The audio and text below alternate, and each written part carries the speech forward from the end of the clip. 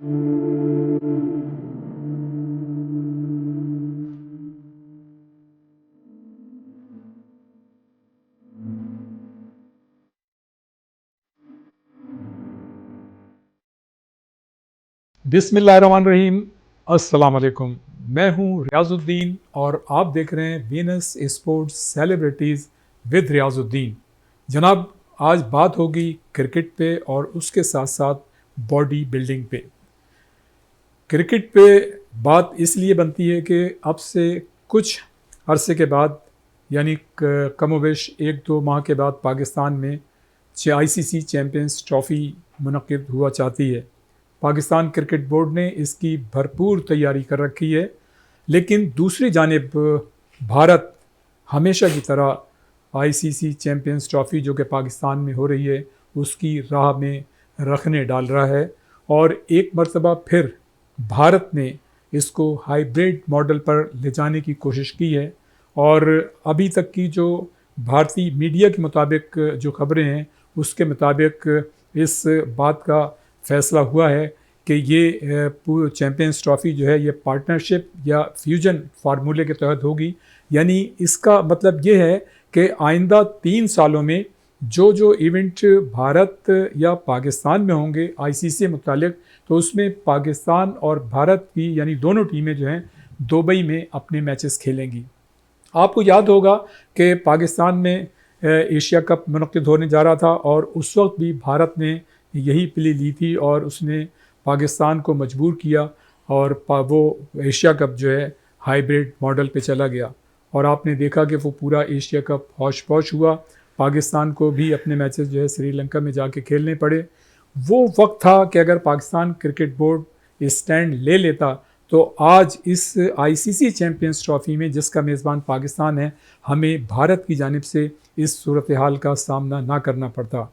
इसलिए कि दुनिया में ज़िंदा कौमों की तरह इज़्ज़त व वक़ार के साथ जीने के लिए आपको कहीं ना कहीं कोई स्टैंड लेना पड़ता है। और उस वक्त ये स्टैंड इसलिए भी ज़रूरी होता है जब आप ये समझें कि आप हक़ पर हैं, सच पर हैं और आपका ज़मीर जो है मुतमईन है।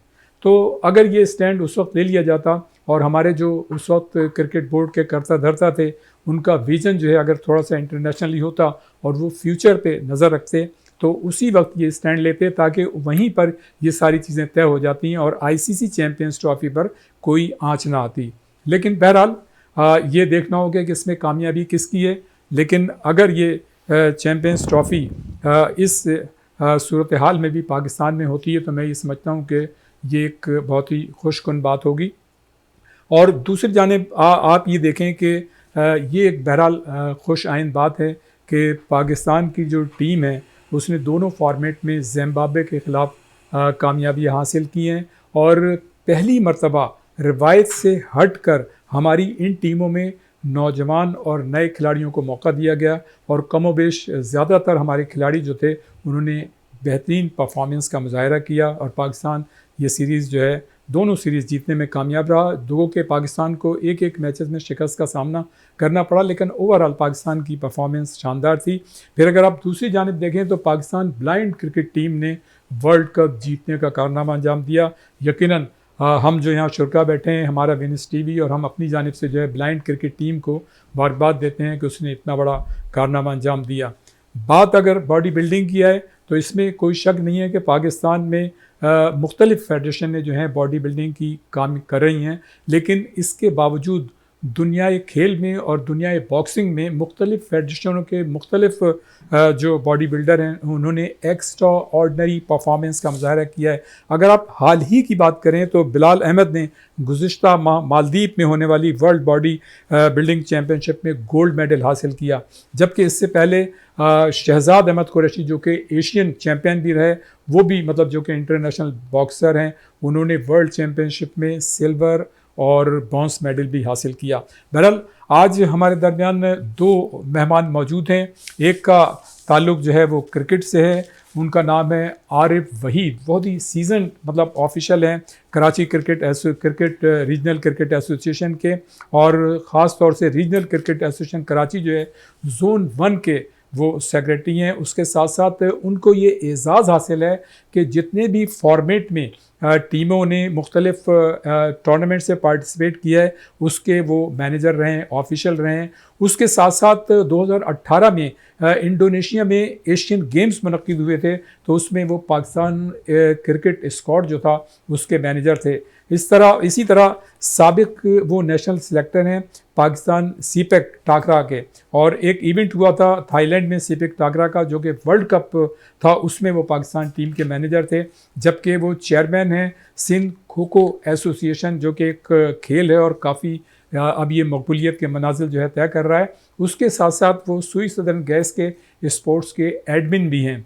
न सिर्फ ये उनकी एक्सपर्टीज़ हैं बल्कि बहैसियत खिलाड़ी उन्होंने 2018 में थाईलैंड में एक टूर्नामेंट हुआ था, पाटेक इंटरनेशनल टूर्नामेंट, उसमें भारत के ख़िलाफ़ कामयाबी हासिल की थी। मैं ये समझता हूँ कि भारत के ख़िलाफ़ कामयाबी हासिल करना जो है किसी भी टीम के लिए और किसी भी खिलाड़ी के लिए जो है एक बहुत बड़ी बात होती है।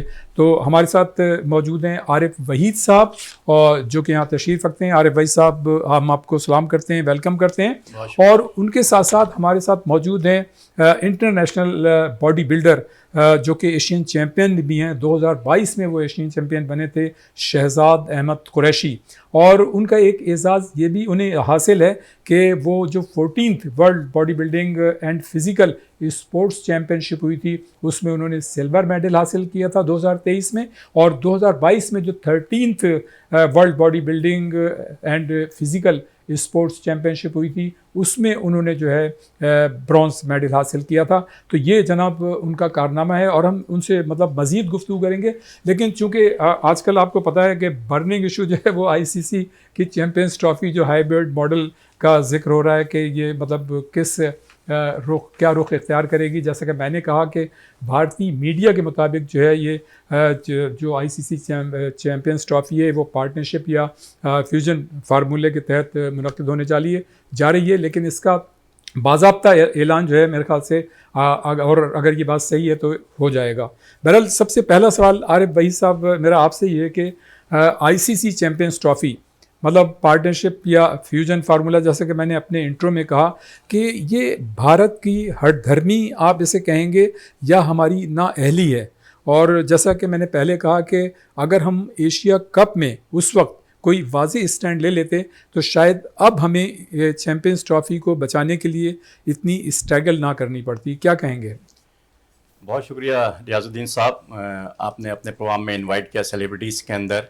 और यकीनन ये प्रोग्राम इस लिहाज से मुतफ़ीद है कि आप जितने भी नेशनल लेवल के सेलिब्रिटीज़ हैं और हमारे कराची के जितने भी सेलिब्रिटीज़ हैं उनको आपने एक बड़ा अच्छा प्लेटफॉर्म मुहैया किया हुआ है। बहुत सारी प्रोग्राम्स में हम लोग शिरकत करते हैं, मगर जिस तरह आप सेलिब्रिटीज़ के बारे के अंदर जितनी डिटेल से आप लोगों को आगाह कर रहे हैं, लोग उनके बारे में जान रहे हैं, तो इससे आपका प्रोग्राम यकीनन एक मुनफरद हैसियत रखता है और मकबूलियत के रिकॉर्ड कायम कर रहा है। और बहुत ज़्यादा अच्छा जब लगता है कि जो हमारे जो मेज़बान हैं रियाजुद्दीन साहब वो खुद एक सेलिब्रिटीज़ हैं, बहुत बड़ी सेलिब्रिटीज़ से ताल्लुक़ रखते हैं, और ये हमारे लिए स्पोर्ट्स की दुनिया के अंदर शायद बहुत कम लोग हैं, ये खुद इंसाइक्लोपीडिया हैं। इनका सफ़र जो है अगर रेडियो पाकिस्तान से लेके अगर शुरू करते हैं तो फिर इंटरनेशनल कमेंट्री से लेके ये सारी चीज़ें भी हम लोग के लिए, हम अक्सर रियाजुद्दीन साहब से बहुत मीडिया के हवाले से बहुत सारी चीज़ें हम सीखते रहते हैं। तो ये इनकी भी खासियत है जो लोगों को पता चलनी चाहिए सारी। और दूसरा जो आपने सवाल किया पाकिस्तान और इंडिया के हवाले से चैम्पियनशिप, तो आपने कहा कि यह हठधर्मी है या हमारी नाइल, ये तो इसमें मैं समझता हूँ कि दोनों ही चीज़ें शामिल हैं, क्योंकि ये ऐसा इश्यूज़ है जो कई सालों से चल रहा है। और इसमें यकीनन हमारे को हमेशा सोचना चाहिए कि कहीं ना कहीं आपने कहा कि स्टैंड लेना पड़ेगा, तो ये स्टैंड बहुत पहले ले लेनी चाहिए था, शायद एशिया कप से भी पहले, क्योंकि हमारे लिए प्राइड ऑफ पाकिस्तान पहले, प्राइड ऑफ स्पोर्ट्स बाद में आती है। क्योंकि हमारी मुल्क जो है ये सारी चीज़ें अगर हम प्राइड ऑफ पाकिस्तान के हवाले से सोचेंगे तो हम यकीनन हम स्टैंड भी ले सकेंगे। तो इंडिया की ये सारी चीज़ें हैं स्पोर्ट्स में, हालांकि मैं समझता हूँ कि ये चीज़ें पॉलिटिक्स इन्वॉल्व नहीं होनी चाहिए, मगर चूँकि इंडिया खुद इन्वॉल्व कर रहा है। और इसमें सबसे अच्छी पाकिस्तान की पॉजिटिव चीज़ ये है कि पाकिस्तान की तरफ से कभी भी हठधर्मी नहीं दिखाई है। पाकिस्तान ने हमेशा सॉफ्ट कॉर्नर रखा है इंडिया के हवाले से, हमेशा वो खेलना चाहता है। और भाई पाकिस्तान की तो जितनी भी हुकूमतें आई हैं उन्होंने जो है खेल को सियासत से अलग किया, और उनको भी ये मशवरा दिया कि आप खेल को सियासत से अलग करें। बल्कि एक ज़माने में आपने देखा कि क्रिकेट डिप्लोमेसी जो है बड़ी मशहूर हुई थी, और उसके तहत जो है बाकायदा मतलब क्रिकेट हुई भी फिर। जी बिल्कुल, ना सिर्फ हम लोग सराहते हैं एज ए नेशनल हो गया पाकिस्तानी, मगर वहाँ पर देखें तो आप सरहद पार भी वहाँ हमने अक्सर देखा है कि वहाँ भी लोग सराहते हैं कि पाकिस्तान ने हमेशा पहल की, हमेशा खेलने की हो क्रिकेट को या किसी भी स्पोर्ट्स को उन्होंने सियासत से दूर रखने की कोशिश की है। तो बेहतर तो सबसे अच्छा तो यही है कि स्पोर्ट्स को जो है सियासत से दूर रखना चाहिए, क्योंकि स्पोर्ट्स को प्रमोशन के लिए दोनों मुल्कों को जिस तरीके से काम करना चाहिए, तो मैं समझता हूँ कि बड़ा अच्छा इनिशिएटिव है। और ये बहुत ही, चूँकि नफ़ी साहब इस तरह यहाँ पर जो मोहसिन नफ़ी साहब हैं, चूँकि वो एक स्ट्रॉन्ग मैन है, इस वक्त उनकी पोजीशन ऐसी है, चूँकि वो सियासी उससे बैकग्राउंड से थोड़ा सा हट के, तो इसलिए वो स्टैंड उन्होंने ऐसा ले भी लिया यहाँ पर। और ये स्टैंड उन्होंने लिया है, तो हमेशा उस स्टैंड पे आगे देखते हैं, चल के इस स्टैंड पे हम कहाँ तक उसको कायम रहते हैं और कहाँ तक उसको सस्टेन करते हैं यहाँ पर चीज़ें, क्योंकि अब 48 घंटे के अंदर भी कोई एक मीटिंग आईसीसी की होने वाली है, उसके अंदर भी बहुत सारी चीज़ें डिटाइन होंगी।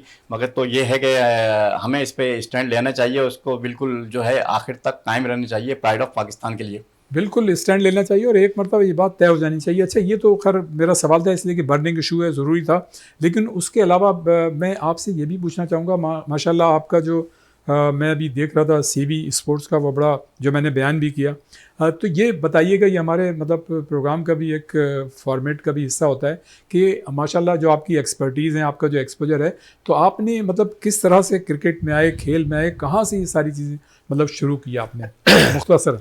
देखिए बहुत सारी चीज़ें हैं, तो जिस हमारा जो ट्रेडिशनल जो कराची की एक ट्रेडिशन है, बचपन में सारी चीज़ें जो शुरू होती हैं क्रिकेट के हवाले से 80s के दौर के अंदर, जहाँ पर हमारी ग्रोथ हुई, जो हमारा बर्थ प्लेस था, उसके सराउंडिंग्स के अंदर क्रिकेट का बहुत ज़्यादा माहौल था।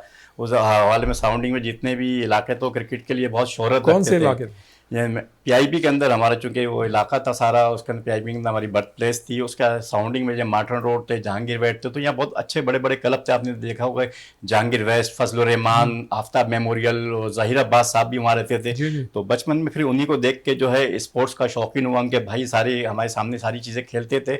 उस वक्त बड़ा क्रेज़ था, आपको पता है कि 80s की दहाई के अंदर इस स्ट्रीट क्रिकेट बहुत ज़्यादा होती थी, कोई भी स्ट्रीट स्पोर्ट्स थे वो बहुत ज़्यादा होती थी वहाँ पर सारी। मगर चूँकि हमारी बदकिस्मती कह लें या हमारी खुशकिस्मती कह लें कि हमारी घर की बाउंड्री के बाहर तो चारों तरफ स्पोर्ट्स का माहौल था, मगर घर के अंदर सारा वो एजुकेशन का माहौल था। तो इन वेरी गुड। दोनों के बीच के अंदर ही हम रहे, घर की तरबियत भी रही, घर की एजुकेशन भी रही सही। और बाहर की स्पोर्ट्स भी रही, तो दोनों को तो फिर उसमें, मगर ये कि इसको मैनेज करने चाहिए, एक मैनेजमेंट होता है सारे स्पोर्ट्समैनों के लिए, कि अगर हम एक तरफ नहीं जा सके तो हमने अपनी स्किल्स को, जो हमारी स्किल्स थी, हमने उसको मज़ीद जो एजुकेशन की और ये डेवलप बड़ी किया। अच्छी बात होती है कि अगर आप मतलब ठीक है, खिलाड़ी तो हैं, लेकिन अगर आपकी एजुकेशन है तो वो तो और भी चार चांद इसमें लग जाते हैं, तो ये बड़ी अच्छी बात है। जी बिल्कुल, जाए एजुकेशन माहौल तो फिर उसी हिसाब से हमने अपनी ज़्यादा तालीम को, एजुकेशन को फोकस किया। यही वजह थी कि मैंने पूरे सिंध बोर्ड के अंदर मैट्रिक में दूसरी पोजीशन अच्छा, हासिल की, माशाल्लाह, वेरी गुड। और फिर उसके बाद जो है इंजीनियरिंग अब आप देखें में। ना, ये ऐसी चीज़ें हैं जो छुपी हुई हैं, किसी को पता नहीं है, ये जी मालूम होनी बिल्कुल, चाहिए। यही आपके प्रोग्राम का खासा है कि बहुत सारी जो हिडन चीज़ें हैं सेलिब्रिटीज़ की, आप उनको हाईलाइट करते हैं। तो फिर उसके बाद जो है सारी चीज़ें, जो कि अब कंस्ट्रक्शन में, इंजीनियरिंग्स में चले गया, वहाँ पर एजुकेशन मुकम्मल की। मगर चूँकि क्रिकेट का शौक, स्पोर्ट्स का शौक ऐसा होता है जो आपकी रगों में दौड़ रहा होता है, तो फिर उन चीज़ों से जब मैं थोड़ी सी फुर्सत मिली है, उसके बाद बिज़नेस से उसमें हवाले से, तो पिछले 10-15 साल से मैं स्पोर्ट्स एक्टिविटीज़ में ऐसे कराची की जितनी भी मैनेजमेंट है, क्रिकेट मैनेजमेंट, उसके अंदर काम कर रहा हूँ। और दूसरे जो स्पोर्ट्स, माशाल्लाह। जिसने आपने इंट्रो में के अंदर बताया, तो काफ़ी हवाले से उस चीज़ को मैनेज कर रहे हैं। मगर माशा ये कि नौजवान नस्ल के भी यही है कि अगर हम अपनी चीज़ को चाहें तो मैनेज कर सकते सही हैं, सही और कभी भी कहीं हम कहीं गिव अप नहीं करनी चाहिए हमें सही किसी भी चीज़ को लेकर। सही। बिल्कुल आपसे गुफ्तगू क्रिकेट की होगी। हमारे साथ मौजूद हैं, जैसा मैंने पहले कहा, शहजाद अहमद कुरैशी।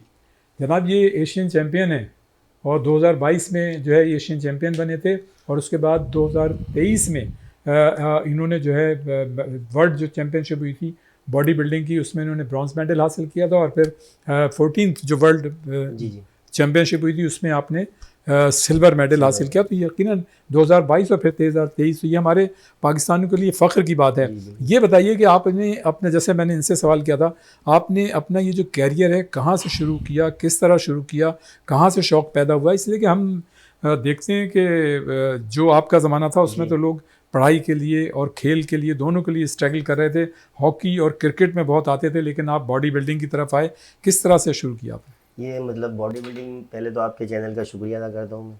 फिर उसके बाद जो मेरी जो अर्निंग थी वो इस तरीके से थी, मेरे बड़े भाई इस फील्ड के अंदर है, मेरे उस्ताद भी हैं, वो वज़ीर अहमद कुरैशी नाम है उनका, और उनको देख के मतलब शौक़ हुआ था कि भाई मैंने भी बॉडी बिल्डिंग करनी है। तो ये 2008 में मैंने शुरू करी बॉडी बिल्डिंग। अच्छा। जी जी। 2008 के अंदर मैंने शुरू करी, फिर 2008 में मैंने कॉन्टेस्ट खेले डिस्ट्रिक्ट लेवल पे। डिस्ट्रिक्ट लेवल पे खेले, फिर कराची, मिस्टर कराची बना 2015 के अंदर। 2016 में मिस्टर सिंध, 2017, 2000 मतलब आप स्टेप बाय स्टेप आए। हाँ, स्टेप बाय स्टेप चलते रहे। बस भाई ने थोड़ा सा पुश किया किस कि इलाके से शुरू किया? आपके इलाका पता चला, जमशेद लोग रोड। खुश होंगे जी। जमशेद रोड। अच्छा, वेरी गुड। आप भी वहीं करीबी जमशेद हैं। रोड पे हमारा जिम है। अच्छा, स्टील अच्छा। जिम के नाम से हमारा जिम है, वहाँ पे एक्सरसाइज करता हूँ। और पीआईबी में भी हमारा जिम है, अच्छा, वहाँ भी भाड़े भाई वहाँ करवाते हैं, मैं यहाँ पे करवाता हूँ। सही। तो ये क्या, दोनों हम लोग यहाँ पे लड़कों को एक्टिविटी भी दे रहे हैं, यहाँ पे लोगों को बता भी रहे हैं, सिखाते भी हैं लोगों को। लोग आते हैं हमारे पास नई जनरेशन के लिए, मतलब बहुत अच्छा काम चल रहा है। मतलब उसमें लोग आजकल तो जिमों के अंदर चार्जेस करे हुए, फीस हो गए बहुत, फीस मतलब इतनी गरीबी लड़का नहीं कर सकता है।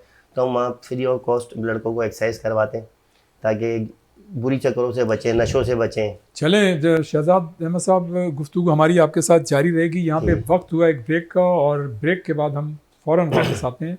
Take a break please.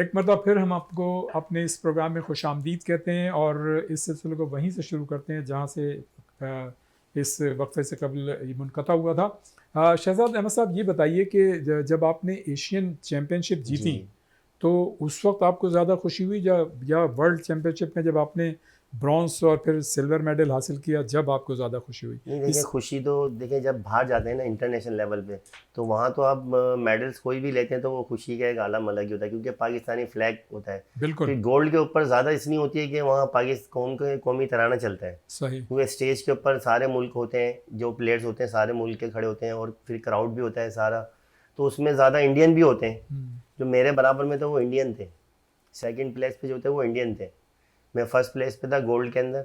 तो वो खुशी का एक आलम ज़्यादा था, क्योंकि गोल्ड जीतने के बाद एक खुशी ज़्यादा होती है। वही मैंने पूछा क्योंकि कि जी, एशियन ज़ाहिर है आप वर्ल्ड के चैंपियन अंदर भी मैं 2 दफ़ा ब्रॉन्ज सिल्वर मेडल जीत चुका हूँ। मैंने तकरीबन 3 दफ़ा वर्ल्ड चैम्पियनशिप खेली है, मैंने 2 दफ़ा सिल्वर मेडल हुआ, 1 दफ़ा ब्रॉन्ज, और एशिया के अंदर में गोल्ड था, साउथ एशिया में भी मैंने गोल्ड किया है।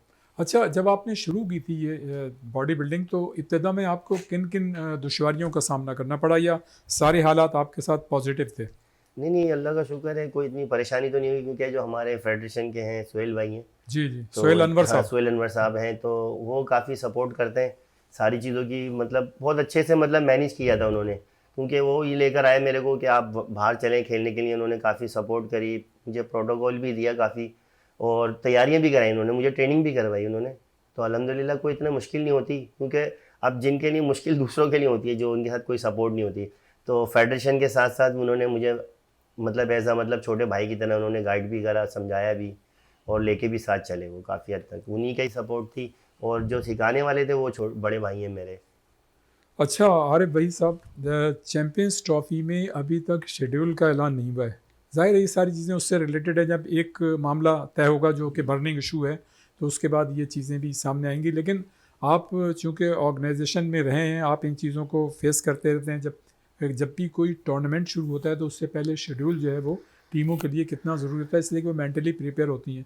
तो आप क्या समझते हैं कि चैम्पियंस ट्रॉफी में जो शिरकत करने वाली टीमें, उनके लिए ये कितनी मतलब अहम है चीज़ है, ये हैरान कुन है? देखिए 19 फरवरी से तो ये तो पता है कि हमें ये डेट जो है 19 फरवरी से शेड्यूल्स है, बाकी जो इसका टीमों का जो स्केजुअल्स है मैचेस का वो अभी तक नहीं आया है। और ये अच्छा है कि टाइम पे, चूँकि आईसीसी इस पे यकीनन काम कर रही होगी, और ये जितना अच्छा आ जाता तो फिर तो उसकी तैयारी के लिए टीमों के लिए भी वक्त मिलता है सारी चीज़ों का।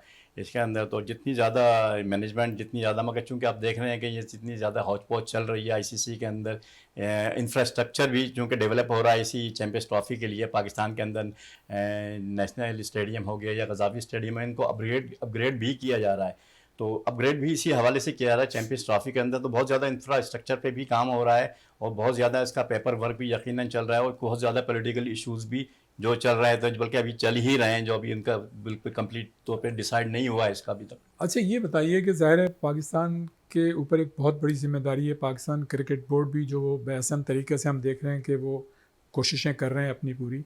पाकिस्तान क्रिकेट टीम पर कितनी जिम्मेदारी होगी बहैसियत मेज़बान, उसकी परफॉर्मेंस को आप किस तरह से देखते हैं?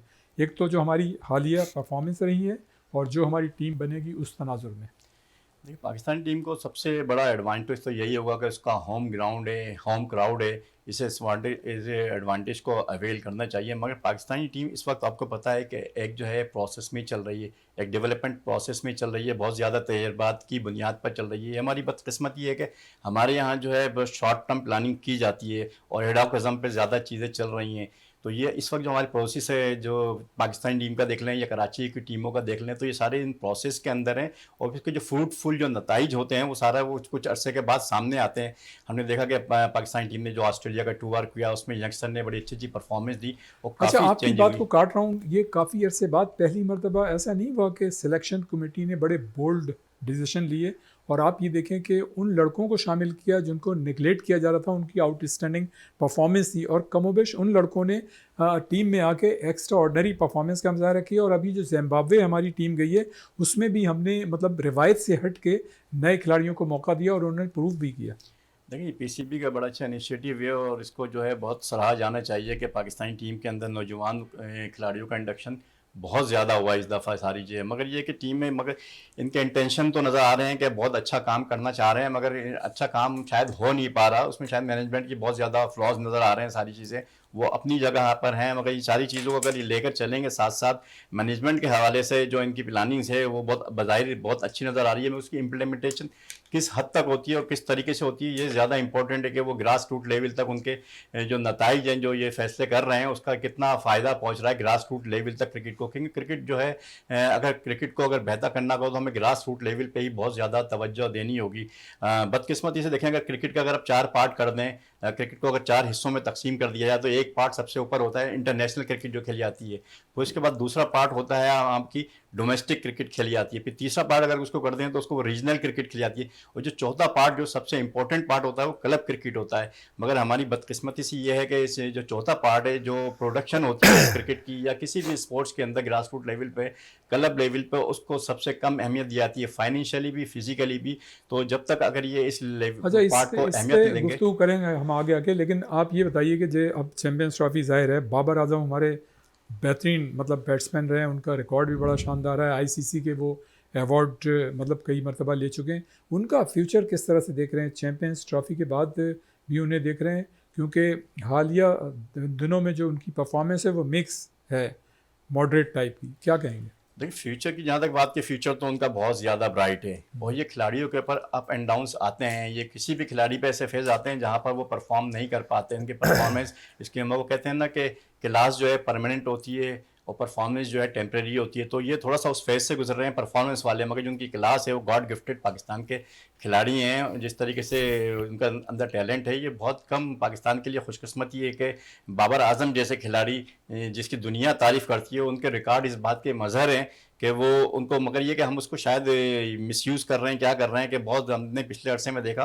कि एज ए प्लेयर तो हम हमेशा उनकी तारीफ़ करते रहे, मगर एज ए कैप्टन उनको ज़बरदस्ती कैप्टन बनाने की कोशिश की गई, जिसकी वजह से उनका जो है एज ए प्लेयर जो है पाकिस्तान के लिए जो बल्कि परफॉर्मेंस मैं देते थे समझता हूँ वो भी उनको डिस्टर्ब हुई कप्तान, सारी। बल्कि उनको कप्तान बना के उनके साथ ज्यादती की गई, इसलिए कि सरफराज अहमद बेहतरीन कप्तानी कर रहे थे, उनका रिकॉर्ड बहुत अच्छा था। देखिए, ये जो कप्तानी होती है ये बाई बर्थ होती है, ये लीडरशिप जो है बाई बर्थ होती है, बाई नेचर होती है। सरफराज अहमद जो है बाई नेचर कप्तान है, बाई नेचर लीडर थे और बाई बर्थ कप्तान है। उनके देख लेंगे आप, उन्होंने अंडर 19 लेवल से लेके हर फॉर्मेट में उन्होंने कप्तानी की और आईसीसी उसके चैंपियंस ट्रॉफी जिताई, कोयटा ग्लेडिएटर्स को जितवाया, फिर जब वो जूनियर वर्ल्ड कप उन्होंने जितवाया तो यकीनन उनके बिल्कुल क्रेडिट बहुत पे बड़ी आईसीसी को 2 कामयाबियां घंटे। उनके क्रेडिट के ऊपर हैं और एज ए लीडरशिप तो उन्होंने बहुत ज़्यादा पाकिस्तान को कामयाबी दिलवाई। अच्छा भाई, साजिद खान जिनकी परफॉर्मेंस मार्को तो लारा थी, उनको वो जो है इस टीम में नहीं है, आप समझते हैं उनके साथ नाइंसाफ़ी है या बोर्ड की जानिब से हिकमत अमली का हिस्सा है?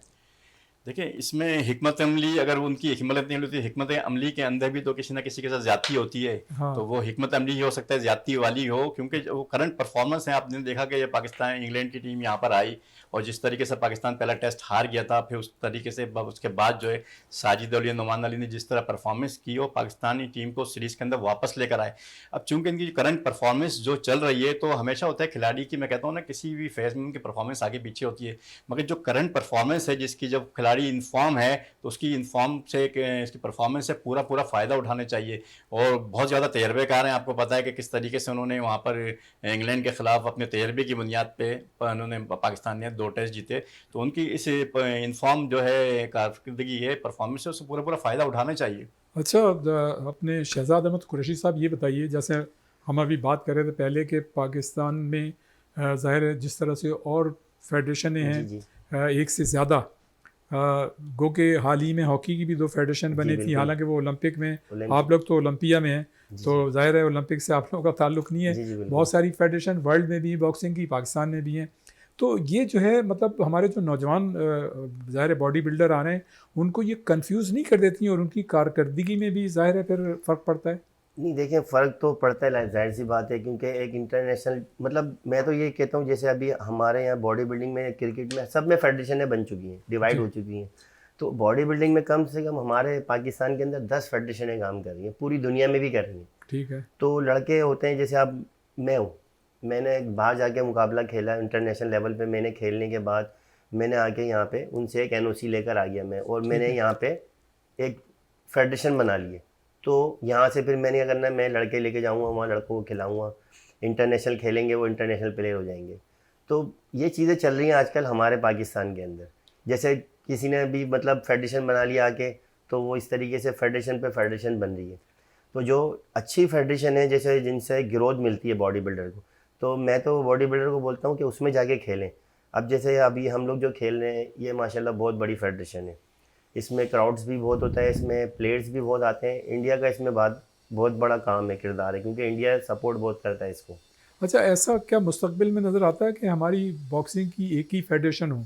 नहीं, इसके फ़ायदे और नुकसानात क्या हैं? देखिए फेडरेशन एक होने से ये होगा कि हमारे जो प्लेयर्स हैं ना, जो मतलब ज़ाया हो रहे हैं, जो क्लब्स की वजह से ना, हमारे जो जैसे डिपार्टमेंट बने हैं, डिपार्टमेंट है, वापडा है, रेलवे है और आर्मी है, ये सारे डिपार्टमेंटों की वजह से ना हमारे प्लेयर इंटरनेशनल नहीं खेल पा रहे।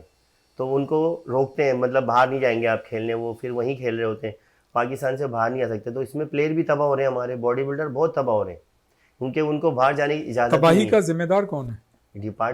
ये जो फेडरेशन है बनी हुई है, सब वो आपकी भी नहीं- फेडरेशन जिम्मेदार है फिर? नहीं, हमारी जिम्मेदार नहीं है, हमारी तो ऑफर दे रही है कि आप आएँ अच्छा। और चलें खेलने बाहर। अच्छा, आप सबको ऑफर दे रहे हम हैं? तो सबको ऑफर दे रहे हैं, जितने भी डिपार्टमेंट हैं, हमने ओपन रखा हुआ है। अच्छा। सोहेल भाई ने जो सिस्टम बनाया कि ओपन है, आप आए, हमारे जो प्लेटफॉर्म है वो आप सबके लिए है, ओपन किसी है, और एक जो के लिए दूसरी नहीं है। फेडरेशन है वो हर पाबंदियां किसी के लिए लगाती हैं, ओपन नहीं वो है? पाबंदी लगाती हैं, अच्छा, वो खेलने नहीं देती। वो यही तो चक्कर है, मैं आपको बताना चाह रहा हूँ, कि आप अगर यहाँ से खेल गए तो आप दूसरी जगह से वहाँ नहीं नहीं खेल खेल सकते। सकते। पहले मैं वहीं खेलता था। यानी आपके इंटरनेशनली पार्टिसिपेशन के जो वो हैं महदूद हो गए हैं। जी जी बिल्कुल बिल्कुल पार्टिसिपेशन। बिल्कुल, मैं भी नहीं जा सकता था। अच्छा। मैंने 2021 के अंदर वहाँ से हटा हूँ मैं, तो सोहेल भाई के साथ में आया, तो सोहेल भाई फिर मुझे इंटरनेशनल प्लेटफॉर्म मिला, नहीं तो हम भी यहीं खेलते रहते।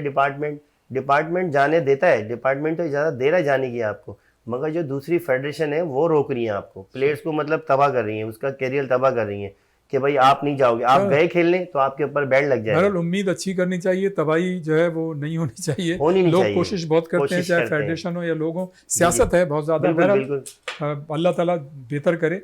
अच्छा, अपने आरिफ भाई साहब, मोहम्मद अब्बास, ज़बरदस्त उनके मतलब विकटें रही, बेहतरीन उनकी परफॉर्मेंस रही। 3 साल के बाद अब वो टीम में आए और फिर उन्होंने परफॉर्मेंस दी है। आप क्या समझते हैं कि हमारे सिस्टम की फेलियर है, ख़राबी है, कि हमें पता ही नहीं है कि हम किन जो आउटस्टैंडिंग परफॉर्मर हैं उनको बाहर कर देते हैं और फिर जो है उनको 3-3, 4-4 साल बाद जो है उनको वापस आने का मौका देते हैं। अगर उनकी परफॉर्मेंस कंटिन्यू रहती तो पाकिस्तान के लिए ज़्यादा बेहतर होता, क्रिकेट टीम के लिए। क्या कहेंगे मोहम्मद अब्बास के हवाले से ख़ास तौर से? देखिए मोहम्मद अब्बास जो है जो 2021 तक जब खेल रहे थे बहुत आउटस्टैंडिंग बॉलर्स हैं, उनके जी। तकरीबन 25 टेस्ट खेले हुए हैं और 90 से ज़्यादा उन्होंने विकेटें ली हैं, तो उनकी कारकर्दगी बताती है वो किस क्लास के बॉलर्स रहे हैं। तो 2021 के बाद उनके कुछ शायद फिटनेस के इश्यूज हो गए थे। अभी लास्ट 15 दिन पहले हमारा कायदान ट्रॉफी में लाहौर बिलूज से मैच हुआ था, तो उसमें मोहम्मद अब्बास हमारे खिलाफ खेल भी रहे थे। तो उनकी फिटनेस के हवाले से जो चीज़ें थी वहाँ पर तो बहुत ज़्यादा इंप्रूव आई कि उन्होंने 20-20 ओवर के हमारे खिलाफ स्पेल भी किए। और फिर उनको देखने के लिए उसी ग्राउंड के अंदर एक वहाँ से पीसीबी के सिलेक्टर भी आए, उन्होंने उनको देखा, उनकी फिटनेस जांची। और फिर जब किसी भी सिलेक्टर्स के कहते हैं ना ग्राउंड में जाके देखना कुछ और होता है और फिर टीवी पे या ऐसी स्टेट्स के देखना कुछ होता है, तो वहाँ चूंकि सिलेक्टर्स मौजूद थे तो उन्होंने उनकी फिटनेस देखी, तो फिर उनकी फिटनेस के हवाले से जिस तरह उन्होंने स्पेल किए, फिर उसी की बुनियाद पर इनका दोबारा से ये इंडक्शन हुआ है। और खिलाड़ियों की जो फॉर्म होती है, जहाँ इनफॉर्म होते हैं, जब वो परफॉर्मर होते हैं तो उनके तसलसल के अंदर रुकावट नहीं आनी चाहिए। वो खिलाड़ियों के लिए बहुत ज़्यादा हार्मफुल होता है अगर एक दफ़ा उनकी जो फॉर्म रुक जाए, क्योंकि दोबारा जब शुरू कर सकते तो हो सकता है उस पेस पे जाके वो अपनी स्पोर्ट्स जो है दोबारा शुरू नहीं कर पाएँ। तो खिलाड़ियों के लिए जितने खिलाड़ी की अपनी स्किल्स होती है, मगर उसके जो यूज़र्स होते हैं, जो हमारे ऑफिशियल्स होते हैं पीसीबी के, जो जितने भी सारे होते हैं, तो इनको सोचना चाहिए कि खिलाड़ियों को कहाँ पर ग्रूम करना है, किस टाइम यूज़ करना है, किस तरीके से। टैलेंटेड तो गॉड गिफ्टेड होता है। पाकिस्तान में बदकिस्मती ये कि सिस्टम से हमारा टैलेंट नहीं आ रहा। ये वो टैलेंट है जो गॉड गिफ्टेड है, जो नेचुरल टैलेंट है, हम उसको एक्सपोज कर रहे हैं। उसको एक्सपोज करने में अगर हम गलती करेंगे तो फिर कहीं ना कहीं वो टैलेंट लेकिन भी दब जाएगा। हमारा जो सिस्टम है और उसके जो कर्ता धर्ता है वे उसको समझ नहीं पा रहे हैं। बिल्कुल समझ सब रहे हैं सारी चीज़ें, सभी ज़ाहिर है इतने जो थिंक टैंक बैठे हुए होते हैं समझते हैं, बाज़ दफ़ा प्लानिंग कर नहीं पाते।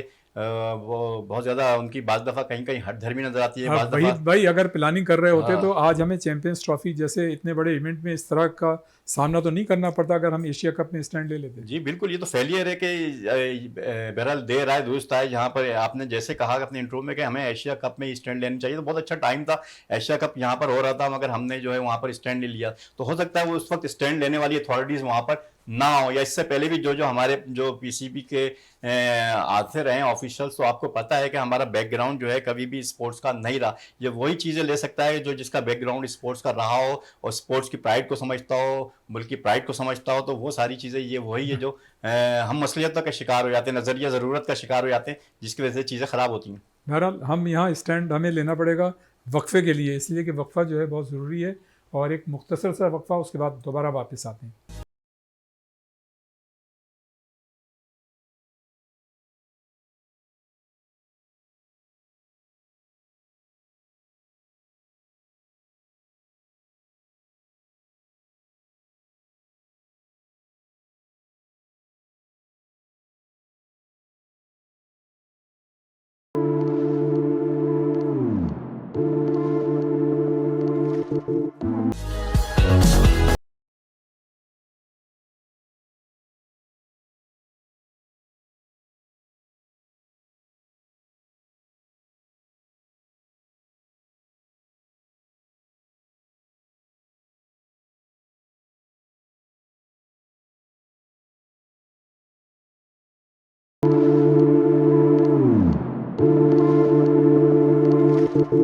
एक मरतबा फिर हम आपको प्रोग्राम में खुश आमदीद कहते हैं। आरिफ वहीद साहब, नदीम उमर साहब, ज़ाहिर कराची रीजनल क्रिकेट एसोसिएशन के सदर हैं, और मैं समझता हूँ कि उनका क्रिकेट में बड़ा कंट्रीब्यूशन है। उनका एक्सपीरियंस, उनका एक्सपोजर, उनकी एक्सपर्टीज़, बहुत ही हम्बल, बड़े सफिस्टिकेटेड और डेडिकेटेड किस्म की शख्सियत हैं। कोयटा ग्लैडिएटर्स को ज़ाहिर है वो ऑनर हैं उसके, और कोयटा ग्लैडिएटर्स जो है वो पीएसएल जीत भी चुकी है, तो उनका बड़ा कंट्रीब्यूशन है। तो वो केसीसी के Karachi cricket regional cricket association के सदर हैं, और सेक्रेटरी जावेद अहमद खान साहब, वो इलेक्शन के दिनों में तो हमें नज़र आए, उसके बाद फिर वो नज़र नहीं आ रहे हैं। तो आप ज़ाहिर है आपकी बड़ी वाबस्तगी है, तो मतलब क्या है, क्यों नज़र नहीं आ रहे? इसलिए कि क्रिकेटर्स और मतलब बहुत से लोग पूछते हैं कि भाई जावेद साहब जो हैं वो नज़र नहीं आ रहे हैं, तो इसकी क्या वजह है? देखिए, जहाँ तक आपने नदीम उमर साहब की खिदमात की बात की, तो उनकी खिदमात जो है, उनकी डिवेशन, उनका पैशन, वो तो दुनिया के सामने, इसमें कोई दो राय नहीं है। और ना सिर्फ क्रिकेट के अंदर, आपने देखा होगा कि दूसरे गेमों के अंदर की भी उनकी सपोर्ट जो है हमेशा से रही है। तो वो यकीनन हमारे स्पोर्ट्स के अंदर बहुत ज़्यादा उनकी सरबराही के अंदर गुज़िश्ता आप देख लें कि 1.5-2 साल हो गए कैसे RCA के उसमें जितनी बेतहाशा ग्रास रूट लेवल पे क्लब लेवल की क्रिकेट बेतहाशा हुई है। और तो आप भी यकीनन अक्सर जो है हमने देखा कि आप प्रोग्रामों में उसको कवर भी करते रहते हैं, ग्रास रूट लेवल की क्रिकेट को आप बहुत ज़्यादा कवर भी कर रहे हैं। तो आपके इल्म में सारी चीज़ें कि जिस तरीके से क्रिकेट जो है बेतहाशा ग्रूम हो रही है, और उनका नज़रिया भी यही है, उनकी ख्वाहिश भी यही है कि क्रिकेट को, कराची की क्रिकेट को ज़्यादा से ज़्यादा ऊपर लेके जाया जाए। तो उसी विजन के तहत और हम लोग काम नदीम कर उमर रहे हैं साहब सारे। का और जावेद साहब का कॉम्बिनेशन बड़ा अच्छा था, इसलिए कि जावेद साहब का भी क्रिकेट में बड़ा कंट्रीब्यूशन है। देखिए जावेद अहमद खान साहब जो है, उनके अगर लास्ट 10 साल से देखें, उनके कराची क्रिकेट में बहुत ज़्यादा खिदमात हैं, और उनकी खिदमात भी वही है कि जो ग्रास रूट लेवल पे उन्होंने जो बच्चों के लिए खिदमात अंजाम दी है क्रिकेट के अंदर, वो भी किसी से ढकी छुपी नहीं है, और उनका भी इतराफ़ सबको सब लोग करते हैं। बाकी अब कुछ पता नहीं कि कुछ उनकी शायद मसरूफियात हैं या उनके तहफ़्फ़ुज़ात हैं, जिसकी वजह से वो बहुत ज़्यादा टाइम नहीं दे पा रहे हैं। तो ये यकीनन उसका जवाब वो खुद अच्छा, बेहतर तौर पे आके देंगे। अपने आरिफ भाई साहब, एक और बात के Pakistan cricket board grass root level पे क्रिकेट को तरक्की देने के लिए बड़ा अहम किरदार अदा कर रहा है, और ये काबिल सताइश बात है। लेकिन आम परसेप्शन ये है कि जो आपकी रीजनल टीमें बनती हैं उनमें सिलेक्शन जो है वो उनका है, जबकि जो मकामी आपकी रीजनल क्रिकेट एसोसिएशन है, सारा मतलब कि वो खिलाड़ियों को तैयार करते हैं, वो क्लब चलाते हैं, लेकिन वो जो है सिलेक्ट नहीं कर सकते। तो एक बड़ी बेचैनी सी हम देख रहे हैं, जो एक आम परसेप्शन भी हम लोगों से मिलते हैं। तो ये मतलब क्या है, ये किस तरह से दूर हो सकता है? लेकिन जहाँ एक तरफ जो है पीसीबी की बहुत ज़्यादा काम नज़र आया ग्रास रूट लेवल पे, क्लब लेवल क्रिकेट में, क्रिकेट टूर्नामेंट की इंटेंशन नज़र आई, इनकी इन्वॉल्वमेंट नज़र आई, वो एक बहुत अच्छी चीज़ है। मगर चूंकि आपको पता है कि आरसीए के जितने भी ऑफिशियल्स हैं कराची के, वो ऑनरेरी काम करते हैं, और कराची में रह के ऑनरेरी काम करना, क्लब चलाना, ये एक बहुत ही ज़्यादा मुश्किल काम है। और जिस पैशन के साथ वो लोग काम कर रहे होते हैं, और असल जो स्टेक होल्डर्स हैं वो कराची के क्रिकेट के जो क्लब के प्रेसिडेंट्स हैं या रीजनल क्रिकेट एसोसिएशन के ऑफिशियल्स हैं, वो असल स्टेक होल्डर्स हैं कराची क्रिकेट के। तो जहाँ एक तरफ उनको देने चाहिए, तो मगर ये कि कराची के जितने भी ओहदेदार हैं, सारा इनको ऑनर करना चाहिए। इस दफ़ा पीसीबी ने बहुत ज़्यादा इन्वॉल्वमेंट उनके सेलेक्टर्स की रही, उनके कोचेस की रही, वो अच्छी चीज़ है। मगर इनका एक जॉइंट वेंचर होना चाहिए, जहाँ एक बाइज्जत मुकाम कराची के ऑफिशियल्स के लिए भी, जिनकी बहुत ज़्यादा खिदमात हैं, क्लबों को किस तरीके से वो लोग चलाते हैं, किस तरीके से प्रमोट करते हैं, बहुत ज़्यादा मुश्किल हालात के अंदर उन्होंने ये बेड़ा उठा रखा है। तो अगर उनको आप ऑन नहीं करेंगे, उनको ऑनर नहीं देंगे, तो ये बहुत बड़ी ज्यादती होगी सही। कराची के साथ। बिल्कुल सही। अच्छा, अपने शहजाद अहमद कुरैशी साहब, जी। हमने ये देखा है, आप लोगों ने खैर बड़ी मतलब ये कि तैयारी करके अपने बलबूते पे आपने बैनुल अक़वामी सतह पर पाकिस्तान का नाम जो है रोशनास कराया। लेकिन एक आम परसेप्शन है कि बॉडी बिल्डिंग में क़ुव्वत बख्श अद्वियात जो हैं वो बड़ी इस्तेमाल की जाती हैं।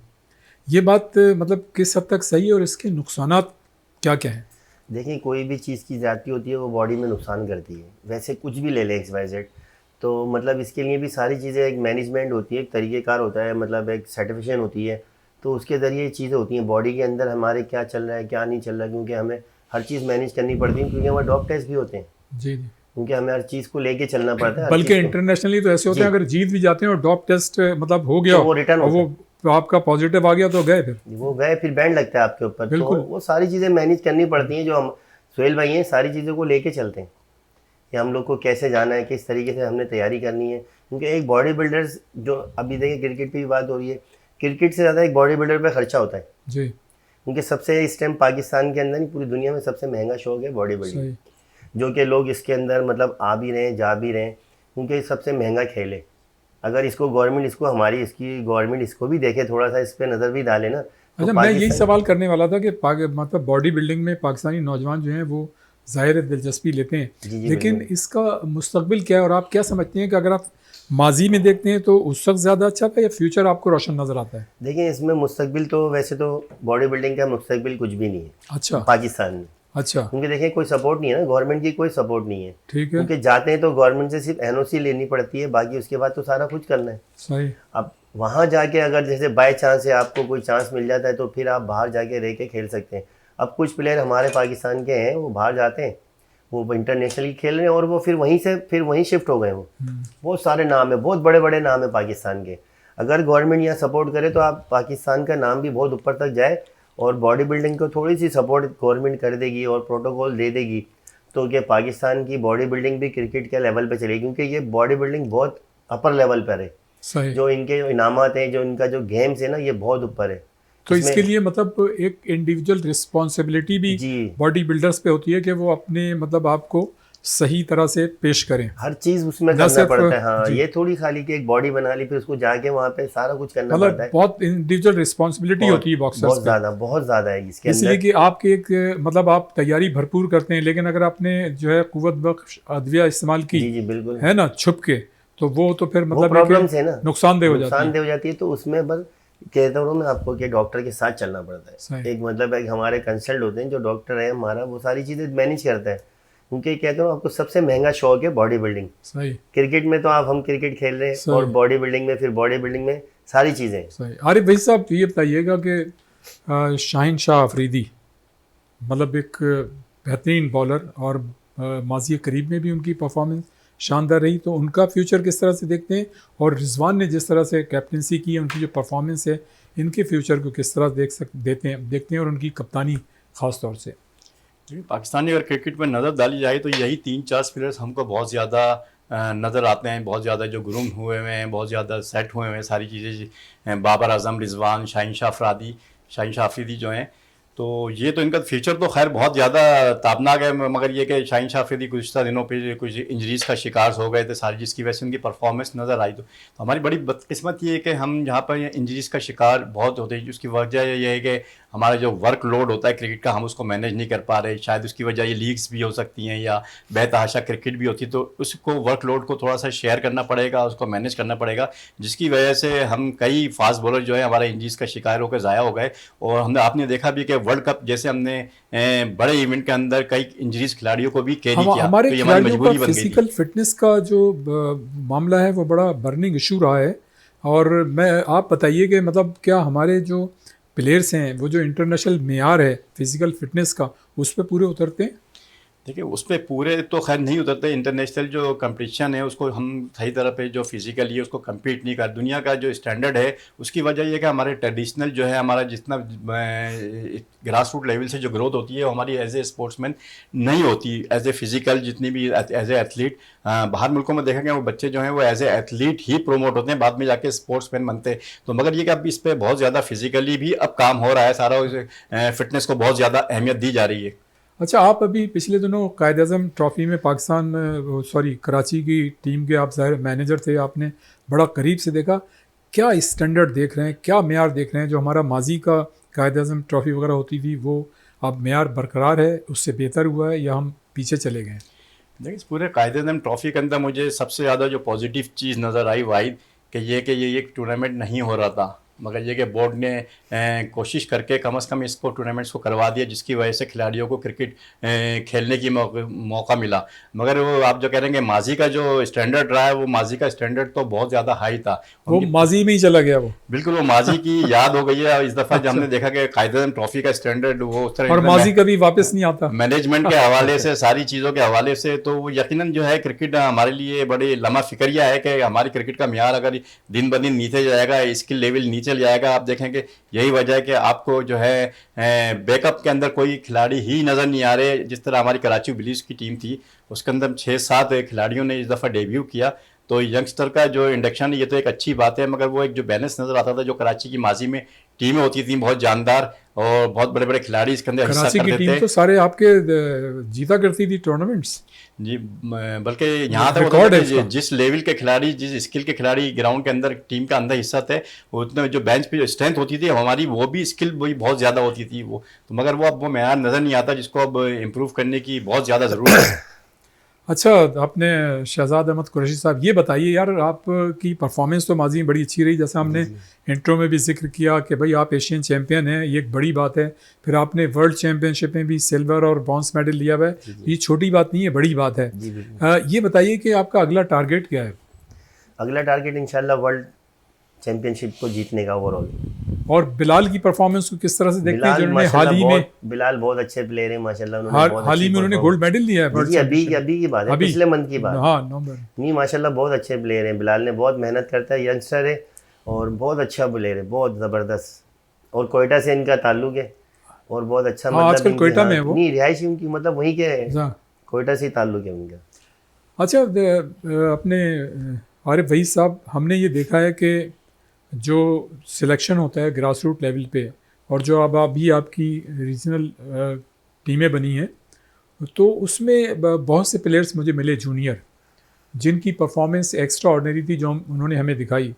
इसमें शक नहीं है कि आपकी जितनी भी टीमें हैं या जो भी है 90% यकीनन सही सिलेक्ट, जाहिर है सिलेक्टर्स भी कोशिश करते हैं कि उनको कहीं सुपकी का सामना ना करना पड़े और उनकी टीम जो है सिलेक्ट की हुई वो परफॉर्मेंस दे, इसके लिए कि उनकी भी प्रेस्टीज स्टेक पे होती है। लेकिन उसके साथ साथ हमने देखा कि कुछ खिलाड़ियों के साथ ज़्यादती भी हुई और वो एक्स्ट्रा ऑर्डिनरी प्लेयर्स थे लेकिन वो टीम में शामिल नहीं हो सके। तो इसकी जिम्मेदारी क्या है? मतलब जो पाकिस्तान क्रिकेट बोर्ड के सिलेक्टर्स हैं वो मतलब एक गैप है उनका जो वो आते हैं और देखते हैं, या आप लोगों के लिए तो ज़्यादा बेहतर होता है कि आप पूरे साल खिलाड़ियों को देखते हैं? देखिए, ये इन इन और आउट जो है ये तो स्पोर्ट्स का एक पार्ट रहा है हमेशा। सब हमारी कोशिश होनी चाहिए कि हम इसको ज़्यादा से ज़्यादा कट डाउन कर सकें, जितना इसको मिनिमाइज़ कर सकें ज़्यादतियों को, सारी चीज़। मगर इस दफ़ा देखें कि सारी चीज़ें जो हुई हैं, ज़्यादा सिलेक्शन जो हुई है अभी ग्रास रूट लेवल पे या सीनियर डिस्ट्रिक्ट लेवल पे या रीजनल लेवल पे, वो स्टेटा बेस हुई है, स्टेट्स बेस के ऊपर सारी टीमें बनाई गई हैं। तो कोई ये नहीं कह सकता कि मेरी ये परफॉर्मेंस इतनी ज़्यादा थी वहाँ पर उसके अंदर, स्टेट्स के अंदर वो हाईलाइट हुई, उसके बावजूद जो है वो टीमों में नहीं आ सके। उसमें बहुत सारी चीज़ें ये भी देखने में आई और कुछ ना कहीं खिलाड़ियों के साथ ज़्यादती भी होती है। आपको पता है कि सारी इसके अंदर सारी चीज़ों को मतलब इस दफ़ा तो बहुत ज़्यादा हमने भी, रीजनल ने भी और हमारी कराची सिटी नदीम उमर साहब के, उनकी भी कोशिश यही थी खिलाड़ियों के साथ कम से कम ज़्यादती होनी चाहिए।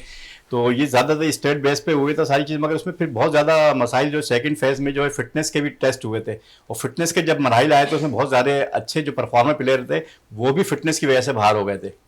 अच्छा, हम देख रहे हैं कि बाबर, रिजवान, साइम और सलमान हर फॉर्मेट में शामिल हैं, क्या कहेंगे? देखें, ये वो प्लेयर्स हैं जो हर फॉर्मेट खेल सकते हैं। अगर हर फॉर्मेट खेल सकते हैं, वो परफॉर्म कर रहे हैं, तो उन परफॉर्मेंस को ये हमारी बदकिस्मती खेले। मतलब दुनिया के अंदर देखें कि आप दुनिया ने ऑस्ट्रेलिया हो गया या इंग्लैंड हो गया या इंडिया हो गया इवन, तो उनके पास जो है बेंच स्ट्रेंथ, उनका बैकअप इतना ज़्यादा है कि उन्होंने अपनी जो है वनडे की, T20 की, टेस्ट की टीमें अलग अलग बना रखी हैं। मगर अगर हम इतनी ज़्यादा खिलाड़ियों को एक दूसरे के अंदर मर्ज कर रहे हैं तो इसका यही है कि हमारे पास शायद इतना ज़्यादा बैकअप नहीं है। बैकअप नहीं है, सही। अच्छा, शहजाद अहमद कुरैशी साहब, ये बताइए कि आपको नज़र आ रहे हैं, नाम ले सकते हैं कि नए बॉडी बिल्डर जो नौजवान हैं, उभरते हुए हैं ग्रास रूट लेवल से, जो मुस्तकबिल में पाकिस्तान का सरमाया साबित होंगे? नहीं, प्लेयर तो नाम बहुत लेंगे सारे कुछ का आप? प्लेयर तो हैं बहुत सारे। अभी देखें, अभी हाल में ही आपके सामने बिलाल थे, हाँ। और वो डिपार्टमेंट मैंने बताया ना आपको कि डिपार्टमेंट की वजह से हमारे प्लेयर रुक रहे हैं। नहीं, बिलाल ने तो एक परफॉर्मेंस दे दी इंटरनेशनली। अपकमिंग प्लेयर्स जो ग्रास रूट लेवल से आ रहे हैं, नौजवान हैं, आप समझते हैं कि फ्यूचर में वो क्लिक जी करेंगे? बिल्कुल बिल्कुल है। अरसलान है, सियालकोट के अरसलान है, सही। और अपना कराची से जो है अपना शाहनवाज है, और काफ़ी सारे प्लेयर हैं। मैं तो उनके सारे नाम लूँगा तो इस प्रोग्राम ही ख़त्म हो नहीं, अच्छी जाएगा। बात है, 4 से नाम ले, उनकी हौसला अफजाई होगी। नहीं नहीं, शाहनवाज भी हैं, और अपना एक उमर लड़का है, उमर जट है, और एक अपनी अभी हाल ही में मुकाबला खेलने गए सही। हैं वो IFBB का, सही तो है, वो भी माशाल्लाह, ठीक है। उमर नाम है उनका। बहरहाल वो भी हमारी हैं। दुआएं कि जितने भी अपकमिंग जी, जी। खिलाड़ी हैं वो पाकिस्तान का नाम रोशन करें। आरिफ वहीद साहब, मैंने जाहिर है बहुत सारे सवालात किए, आपने जवाब दिए। कोई ऐसी बात जो मतलब आपके जहन में और मैं ना पूछ सका हूँ, तो वो और मैसेज इस कैमरे के सामने हमारे नौजवानों के लिए? ये मेरा ज़्यादातर ताल्लुक जो है स्पोर्ट्स जो है मैनेजमेंट से रहा है, मैनेजरियल जॉब रही है मेरी। तो मैं हमेशा यंगस्टर बच्चों को यही मैसेज देता हूँ कि एक तो कोई भी स्पोर्ट्स हो, वो या क्रिकेट हो या कोई भी स्पोर्ट्स हो, हमेशा ईमानदारी और मेहनत से खेलें। इसी की बुनियाद के ऊपर ये आगे बढ़ सकते हैं ये यहाँ पर। और अब जितनी भी मॉडर्न क्रिकेट हो गई है या मॉडर्न स्पोर्ट्स हो गई है, मॉडर्न स्पोर्ट्स के अंदर अगर आप देखें तो आप हमारी स्किल सिर्फ खाली स्किल की बुनियाद पे ही आगे नहीं बढ़ सकते। आपको मॉडर्न स्पोर्ट्स के अंदर आपको अपना स्किल के साथ साथ आपको कैरेक्टर चाहिए, आपको डिसिप्लिन चाहिए, आपको आपकी फिटनेस चाहिए। अगर आप ये चारों चीज़ें साथ लेके चलेंगे तो फिर आप जो है कि कामयाब स्पोर्ट्स में होते हैं। वो जो आपकी जो गोल हैं जो आपने सेट किए हैं नेशनल और इंटरनेशनल लेवल तक, उसी को आप अचीव कर सकते हैं। पूरी ईमानदारी के साथ खेलें तो इंशाल्लाह अल्लाह ताला आपको भी उसका वहाँ तक आपको टारगेट तक पहुँचाएगा वहाँ पर। जी, शहजाद अहमद कुरैशी साहब, वही सवाल जो मैंने जी। आरिफ वहीद साहब से किया कि सवालात मैंने किए, आपने जवाबात दिए। कोई ऐसी बात जो आपके जहन में हो बॉक्सिंग के हवाले से मैं ना कर सकूँ, एक वो, और दूसरे पैगाम हमारे नौजवानों को? बस मैं तो मैसेज एक ये भी दूंगा कि जितनी भी फेडरेशन है ना, वो प्लेयर्स को तबाह ना करें, बॉडी बिल्डर्स को आगे बढ़ाएं, ताकि उनकी हौसला अफजाई करें ताकि वो और आगे तक जाएं। और नई जनरेशन के लिए तो एक मैसेज ये है, जैसे जो स्पोर्ट्स में कोई भी स्पोर्ट्स है, जैसे अभी आरिफ वहीद साहब ने बोला क्रिकेट के बारे में, तो उसको ईमानदारी से करें, और जो टीचर्स होते हैं आपके, उन टीचर्स की बातों को सुन के उस पर अमल करें, और बुरी चक्करों से बचते हैं। देखें स्पोर्ट्समैन जो होता है ना वो हर चीज़ से बचता है, नशों से बचता है। जो आजकल मुल्क के हालात हैं ना तो वो ज़्यादा बेहतर है। आप लोग स्पोर्ट्स की तरफ आएँ और फालतू चक्करों को छोड़ के एक्टिविटी करें। बहुत शुक्रिया जनाब शहजाद अहमद कुरैशी साहब, बहुत शुक्रिया आरिफ वहीद साहब। आरिफ वहीद साहब जो हैं वो स्पोर्ट्स एनालिस्ट, क्रिकेट एक्सपर्ट, और बाकी उनकी एक्सपर्टीज़ तो मैंने इंट्रो में आपको बताई दी थी। और शहजाद अहमद कुरैशी साहब जो हैं वो एशियन चैम्पियन भी रहे हैं, और उसके साथ साथ हाल ही में उन्होंने जो है जो वर्ल्ड चैम्पियनशिप थी बॉडी बिल्डिंग की, उसमें उन्होंने सिल्वर और ब्रॉन्ज मेडल भी हासिल किया। तो आज का ये यकीनन शो आपको पसंद आया होगा। इसके मुतालिक हमें फीडबैक जो है ज़रूर दीजिएगा, और इंशाल्लाह अगले प्रोग्राम में किसी नई शख्सियत या नई शख्सियात के साथ एक मरतबा फिर हम आपके साथ हाजिर होंगे। उस वक्त तक के लिए रियाजुद्दीन को इजाज़त दीजिए। अल्लाह हाफिज़।